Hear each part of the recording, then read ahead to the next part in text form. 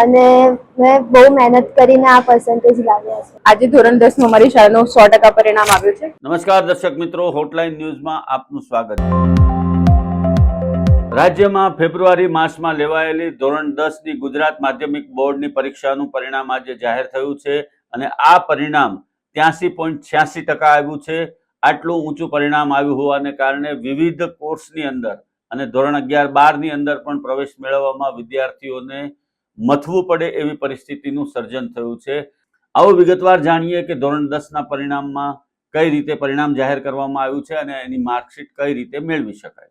વિદ્યાર્થીઓ બોર્ડની website www.gseb.org પર જઈને માત્ર 4 સરળ સ્ટેપ ફોલો કરીને પોતાનું રિઝલ્ટ જોઈ શકશે. આ ઉપરાંત વિદ્યાર્થીઓ ડેડિકેટેડ વોટ્સએપ નંબર 6357300971 પર પોતાનો સીટ નંબર મોકલીને સીધી જ પોતાની માર્કશીટ ફોનમાં પ્રાપ્ત કરી શકશે.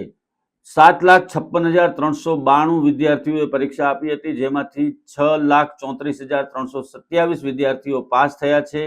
જેના પરથી કહી શકાય કે આ વખતે બોર્ડનું પરિણામ 83.86% આવ્યું છે, જે ગત વર્ષે 83.08% કરતા થોડું વધારે છે. આ વખતે સૌથી વધુ 100% પરિણામ ધરાવતું કેન્દ્ર આજોલ જિલ્લો ગાંધીનગર રહ્યું હતું, જ્યારે સૌથી ઓછું પરિણામ 33.74% ધરાવતું કેન્દ્ર મુનખોસલા જિલ્લો દાહોદ રહ્યું હતું. જો કે સૌથી વધુ 90.85% પરિણામ ધરાવતો જિલ્લો નર્મદા રહ્યો હતો, જ્યારે સૌથી ઓછું 76.42% પરિણામ પંચમહાલ જિલ્લાનું આવ્યું. ધોરણ 10 ના પરિણામો જાહેર થયા બાદ શહેરની વિવિધ શાળાઓની અંદર વિદ્યાર્થીઓએ ઉત્સાહપૂર્વક પોતાનો જે રિઝલ્ટ છે એની ઉજવણી કરી હતી.